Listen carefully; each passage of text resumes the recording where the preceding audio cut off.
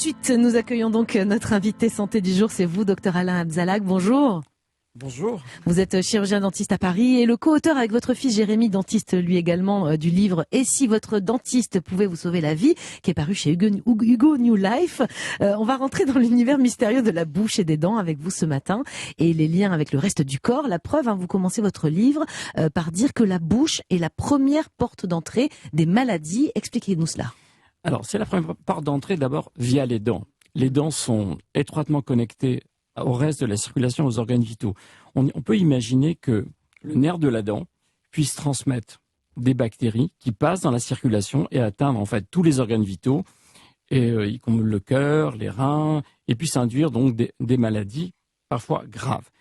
Les gencives également sont par les petits vaisseaux des gencives, eh bien on peut avoir une colonisation donc de la circulation et ça peut atteindre le cœur, tous les organes vitaux et induire malheureusement parfois des maladies comme la maladie d'Alzheimer ou le cancer du pancréas. On commence à établir un lien entre ces pathologies et une infection dentaire qui aurait diffusé dans la circulation. Alors on va commencer, docteur, par un trouble du sommeil bien connu, c'est le bruxisme. C'est le fait de grincer des dents, dit comme ça a l'air bénin, mais vous dites que ça va être gravissime si on ne fait rien. Expliquez-nous. Alors, gravissime, ça va pas mettre en jeu le pronostic vital, mais gravissime pour notre corps. Alors, le bruxisme, c'est un grincement ou un serrement incontrôlé des dents. On a remarqué que depuis la sortie du premier confinement, il y avait une recrudescence de bruxisme importante. Plus 30% selon une étude israélienne. Pourquoi? C'est le stress? C'est quoi? C'est un syndrome post-traumatique. C'est le stress, l'angoisse, ça peut être... Bon, là, c'était le Covid. Ça peut être une séparation, ça peut être un deuil, et tout stress important, même un licenciement, peut impacter nos muscles et ça va induire, en fait, c'est comme si nos crispations et les angoisses venaient se cristalliser sur les mâchoires. Donc le bruxisme, c'est un grincement ou un serrement incontrôlé des dents. Alors, je vais essayer d'être rapide. On mastique à peu près 1h30 par jour, si on cumule tous les repas. Eh bien là, si vous rajoutez 9 heures de sommeil, c'est comme si vous mastiquiez pendant la moitié de la journée. C'est comme si un sportif faisait un marathon tous les jours. C'est juste pas possible. Donc ça s'use. La conséquence, ça abîme les articulations, mais surtout, ça use les dents. Les dents finissent par s'user. Et ce qui est grave, c'est que non seulement elles s'abîment, on peut les abîmer, voire les perdre, mais c'est que le visage, il vieillit prématurément. Pourquoi prématurément? Parce qu'en fait, en grinçant les dents, eh bien, l'étage inférieur s'amenuise et on peut avoir des sillons nasogéniens ou des rides donc des précocement conséquences esthétiques avant l'âge. Donc, il y a des conséquences esthétiques importantes. Donc ça, c'est esthétique, mais ce qu'on ignore, c'est que le bruxisme, donc grincer des dents la nuit, ça peut avoir des conséquences sur d'autres parties de notre corps, par exemple sur la nuque, sur les cervicales, même des acouphènes, je crois. Absolument. Alors, si on regarde, je ne sais pas si vous vous souvenez, quand on avait en SVT ou en cours de biologie, il y avait le squelette. Eh bien, quand on regarde un squelette, la première articulation mobile du corps, ce sont les mâchoires. Et tout trouble, s'il y a, on va dire, une surcharge de ces articulations, ça va en priorité se poser sur les cervicales, sur les dorsales, et ça peut même avoir un effet au niveau des hanches. Donc ça, c'est vraiment la première articulation, et si elle est sursollicitée, eh bien, il va y avoir des crispations au niveau de la nuque, au niveau du dos. C'est pas le facteur déclenchant, mais un facteur aggravant. Certainement.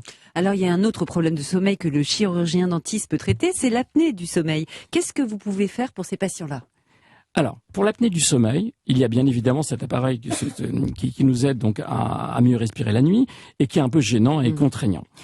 On réalise donc des apnées qui permettent de mettre la position de la mâchoire du bas vraiment dans une position très particulière et qui évite dans 30% des cas d'avoir recours à ces appareils.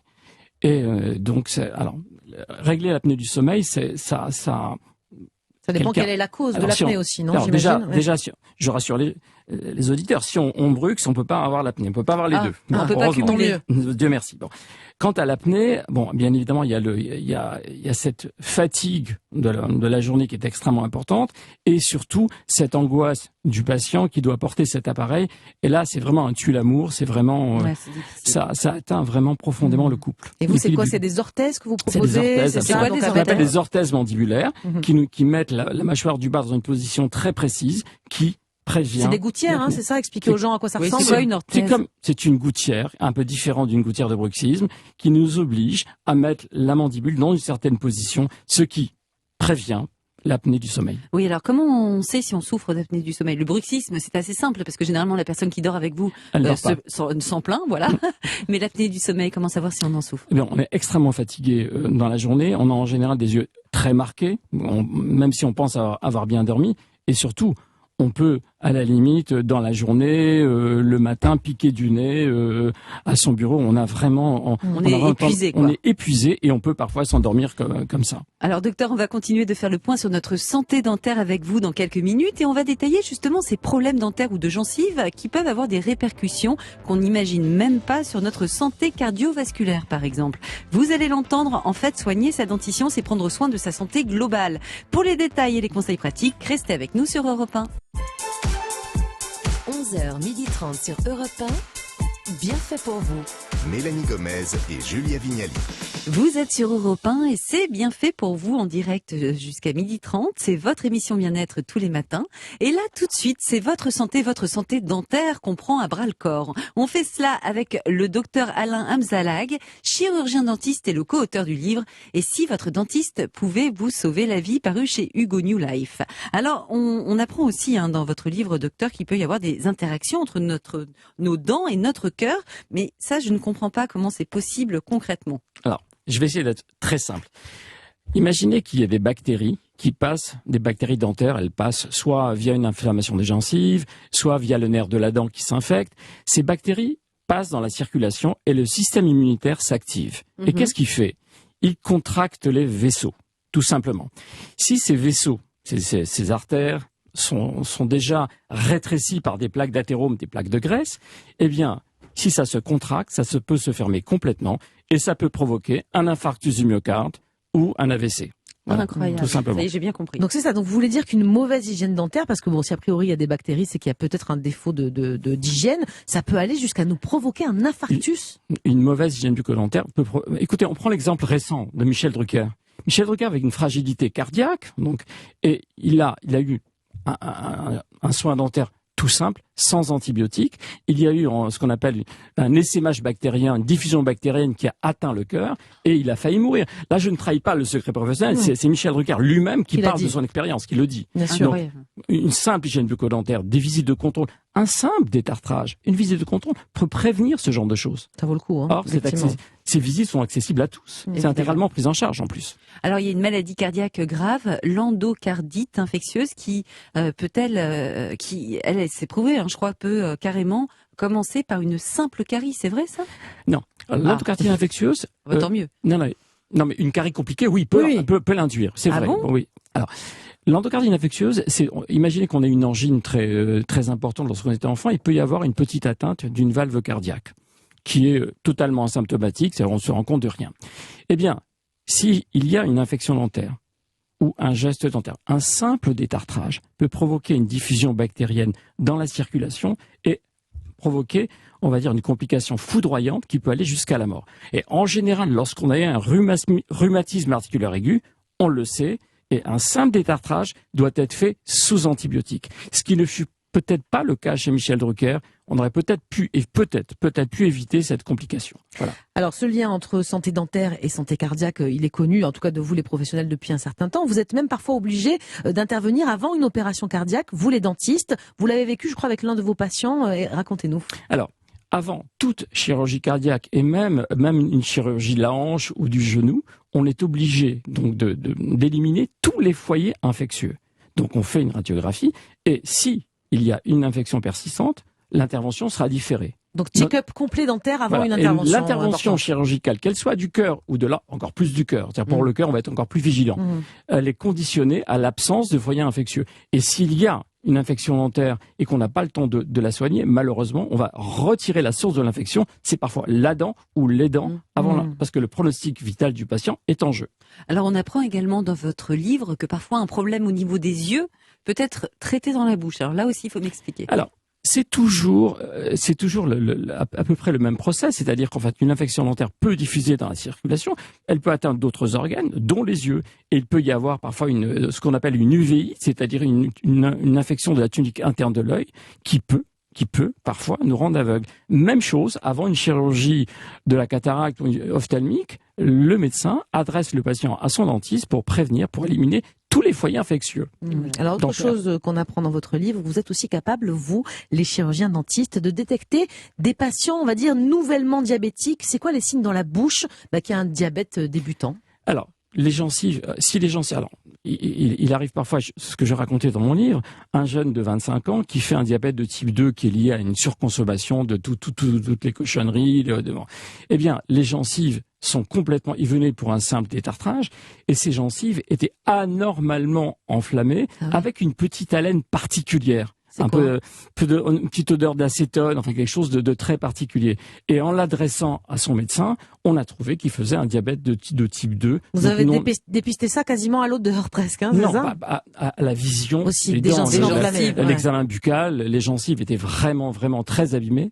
Mais ça veut dire que si je poursuis, en traitant les dents, on peut prévenir le diabète ou le guérir? Non, on va dire qu'il y a un lien bidirectionnel entre les dents, la bouche et le diabète. C'est-à-dire une infection dentaire ou une infection des gencives va aggraver le diabète et réciproquement, le diabète va aggraver l'état des dents. Alors, je vais essayer de vous expliquer très simplement. Il y a donc des médiateurs chimiques qui sont libérés dans la circulation qui empêchent l'insuline d'agir. Ça veut dire l'insuline est là pour baisser le taux de glucose. Donc, un diabétique peut voir son insuline modifiée, donc le traitement qui sera plus efficace à cause d'un médiateur chimique qui est la TNA alpha qui passe dans la circulation et qui empêche l'insuline d'agir positivement, c'est-à-dire de diminuer la quantité de sucre dans le sang. Alors vous l'avez évoqué un tout petit peu tout à l'heure, mais on va détailler ça encore plus inattendu dans votre livre où vous dites que chez les malades d'un cancer du pancréas, aujourd'hui, on s'intéresse désormais à ce lien avec notre santé bucco-dentaire. Alors, on commence à aujourd'hui établir un lien entre une infection dentaire ou des gencives et le cancer du pancréas. Donc il y a toujours la même bactérie, c'est la Porphyromonas gingivalis qui serait retrouvée donc en quantité importante. Et là, c'est une dernière étude américaine de l'université de Chicago, mais aujourd'hui, on va dire établirait une relation.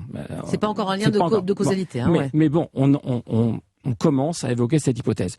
Alors par contre, on est un peu plus avancé sur la maladie d'Alzheimer. Là aussi, donc c'est une maladie qui commence à devenir de plus en plus fréquente.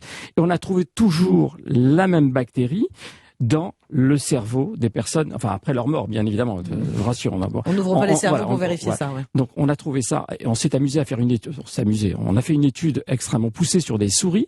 On a pris une dizaine de souris, et ces souris, on leur a injecté cette fameuse bactérie dentaire, et on s'est aperçu qu'ils avaient une dégénérescence des neurones identique à celle qu'on retrouvait dans les personnes atteintes de maladie d'Alzheimer. Donc prendre soin de ses dents, c'est prendre soin de sa santé cognitive même. C'est essentiel. Ouais. Et là, on fait peut-être pas trop attention dans les EHPAD, et il faut être extrêmement vigilant. Je parle là juste d'hygiène bucco-dentaire. On parle pas de soins importants, de caries, mais le simple fait de bien traiter ses dents et ses gencives. De faire des détartrages régulièrement. Tout simplement. Et un contrôle permet, on va pas dire que ça supprime totalement le risque, mais au moins on évite ce risque-là. Alors justement, c'est quoi un bon détartrage? Enfin, la fréquence. Qu'est-ce que vous nous conseillez, vous? Alors, d'abord, le meilleur dentiste, c'est le patient.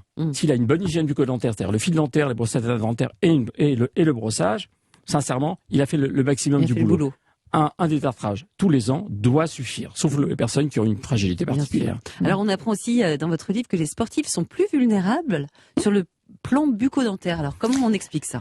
Toujours par la même raison, c'est-à-dire qu'une infection dentaire pourra, dans le cas d'une infection dentaire, les bactéries vont diffuser dans la circulation et attaquer des tendons, le cœur aussi bien évidemment, des tendons, les muscles, les articulations, ça peut provoquer aussi une pubalgie. Et dans le cas d'un mercato, si un joueur qui doit acheter à des millions d'euros présente une infection dentaire, on le prend pas. À ce point-là.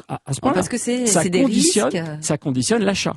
C'est carrément essentiel. Ça vaut le coup d'aller chez le dentiste. Et petite anecdote, justement, je crois qu'il y a plusieurs années de cela, un cycliste très connu a dû arrêter le Tour de France à cause de problèmes dentaires. Bernard Hinault. Ouais. Bernard Hinault. Il a eu une infection au niveau d'une dent de sagesse et il a abandonné. Comme quoi, c'est vraiment définitif, cause de très ça, très ouais. important. Hein. Les footballeurs, hein, vous le disiez, sont très suivis au niveau dentaire.